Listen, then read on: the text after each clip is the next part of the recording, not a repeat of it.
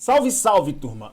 A gente está vivendo um período muito interessante dentro do mercado, onde as pessoas estão cada vez mais assustadas em manter seus ativos, seu patrimônio dentro de corretoras, por conta de uma série de coisas que vem acontecendo, principalmente desde a quebra da FTX. Sendo muito sincero, esse movimento do mercado ele é muito importante para ressaltar, de fato, a importância do investidor sempre pensar em fazer a salvaguarda, a gestão ou a custódia do seu patrimônio, a custódia das suas criptomoedas.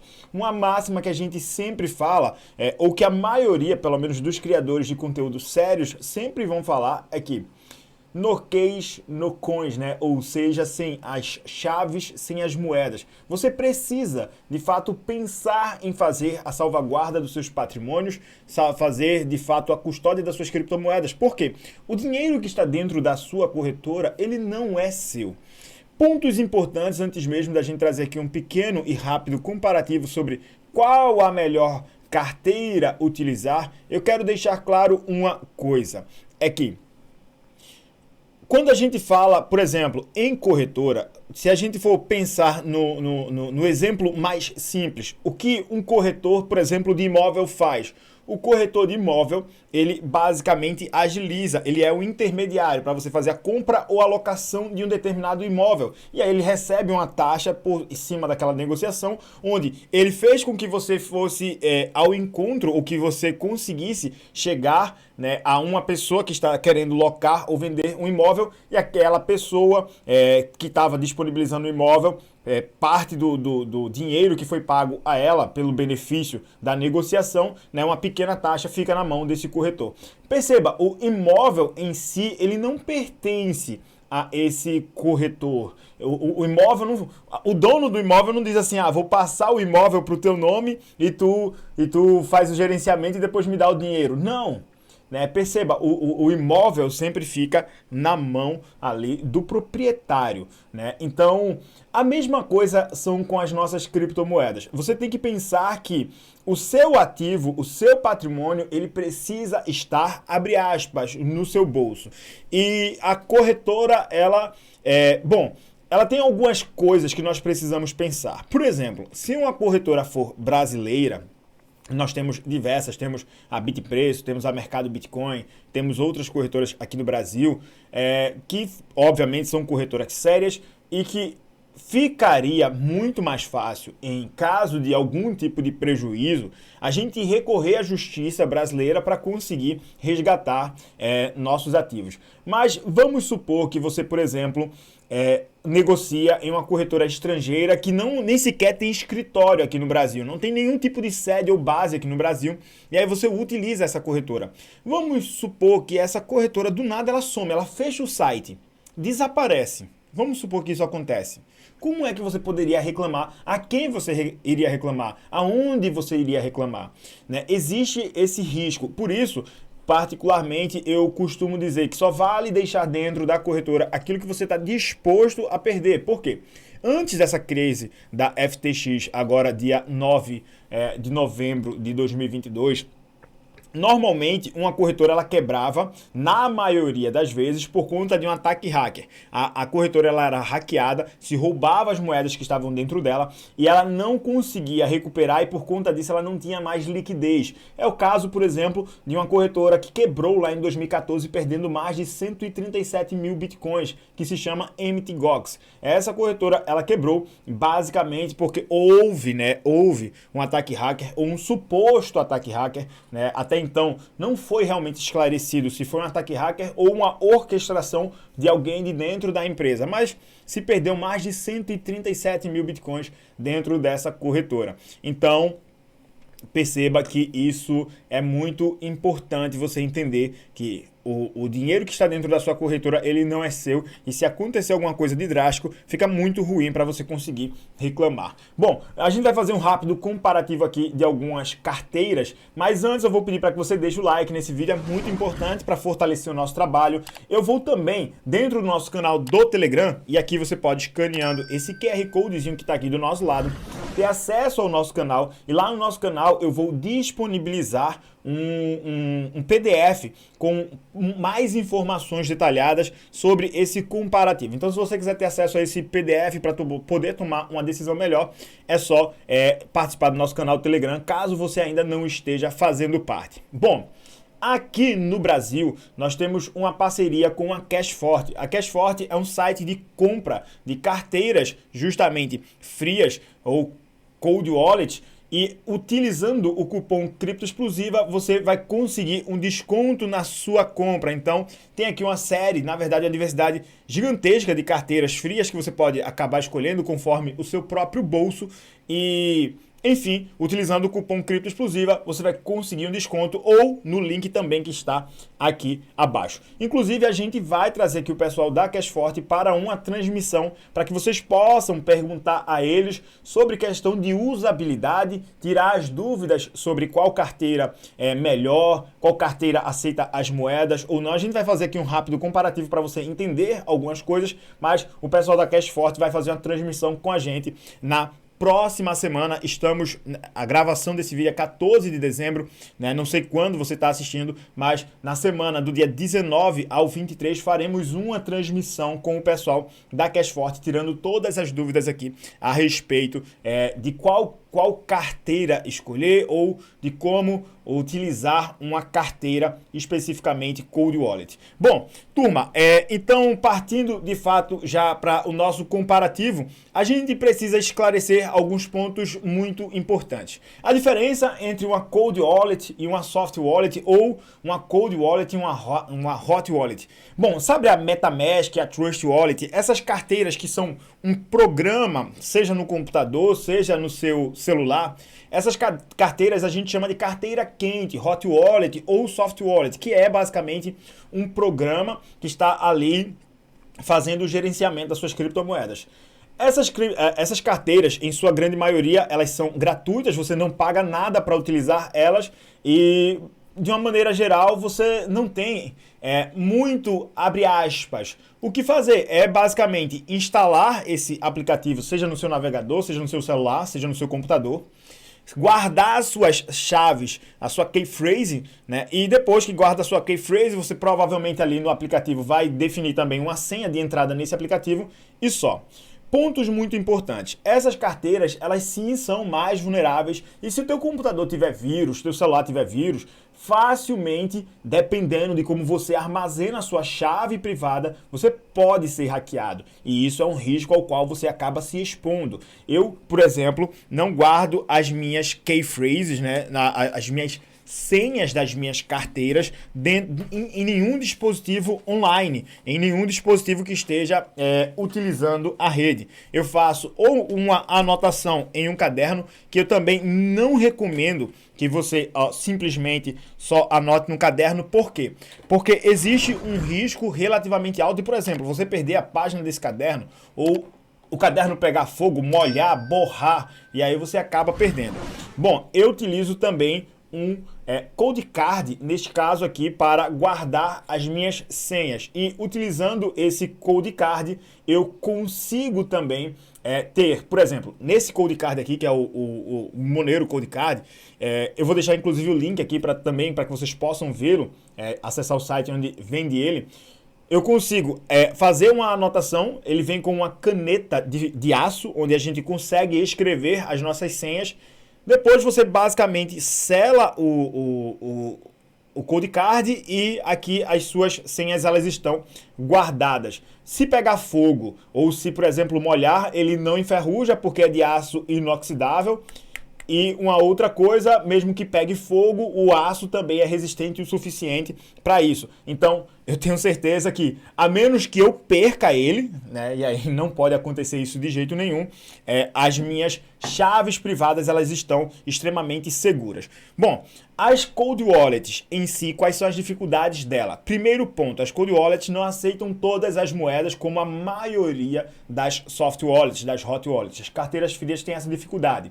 Segundo ponto, você não vai encontrar uma carteira fria de graça por aí no mercado. Em média é aproximadamente $100 aí por por carteira, é uma média de R$ 500, uma boa carteira. A gente pegou um comparativo do Guia do Investidor com algumas carteiras específicas e a gente vai começar a trazer ela aqui neste exato momento para vocês. Falando então aí sobre Hard Wallet ou Cold Wallet, que é carteira fria, ou seja, é um dispositivo físico que você utiliza basicamente para armazenar suas criptomoedas. Depois eu também vou trazer aqui um tutorial de como você montar até uma carteira fria em um celular velho ou, por exemplo, num HD. Se você quiser ter acesso a esse tutorial, deixa aqui para a gente saber nos comentários. Pô, Felipe, grava esse vídeo mesmo, seria interessante, né? Para a gente saber realmente se tem demanda sobre esse vídeo e vem participar do nosso canal Telegram, que lá fica mais fácil de tirar também qualquer dúvida a respeito disso aqui, tá? Mas, por exemplo, Bitcoin especificamente,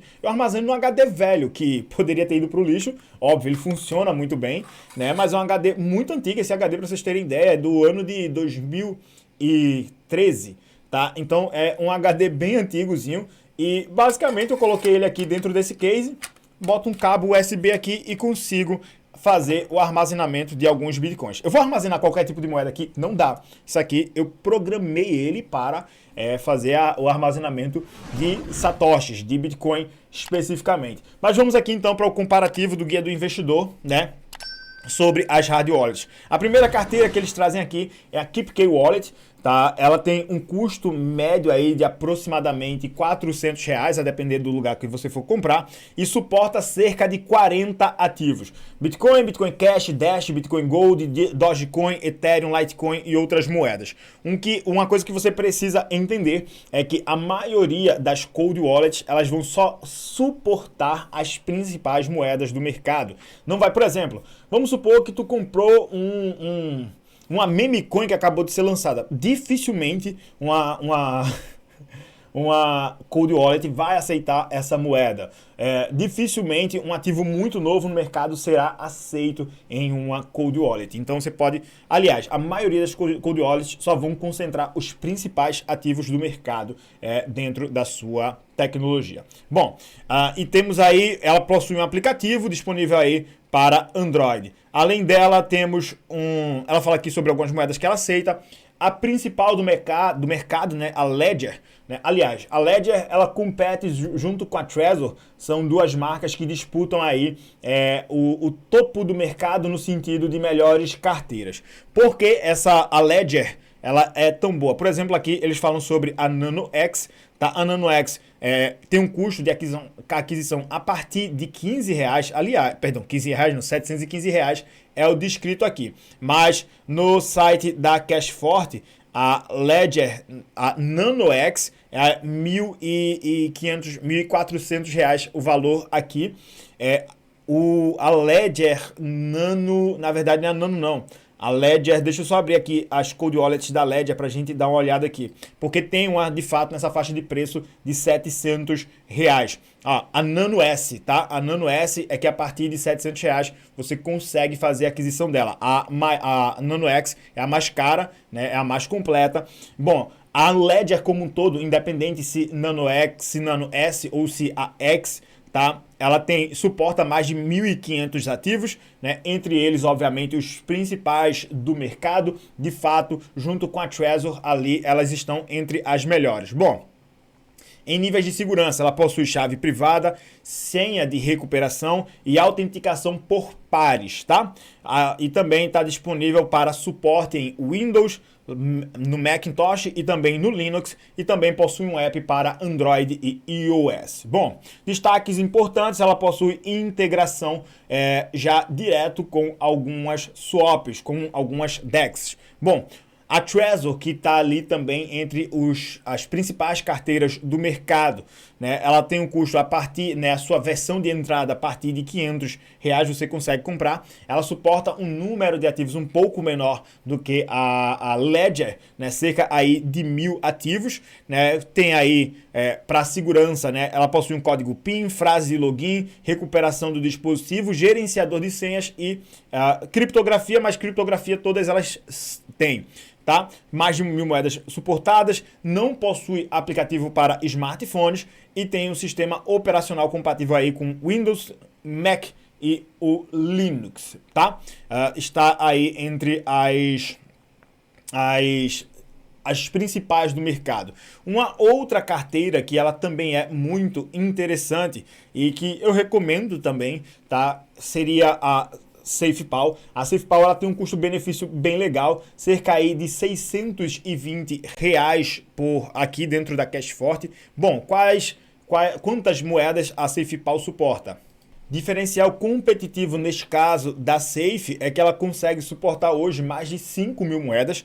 Isso também é muito interessante para ela, tá? Até mesmo nessa questão do custo-benefício, porque ela acaba sendo ali mais barata do que as outras moedas. O funcionamento das carteiras em si é basicamente o mesmo, tá? E muito intuitivo de um para outro, sendo muito claro.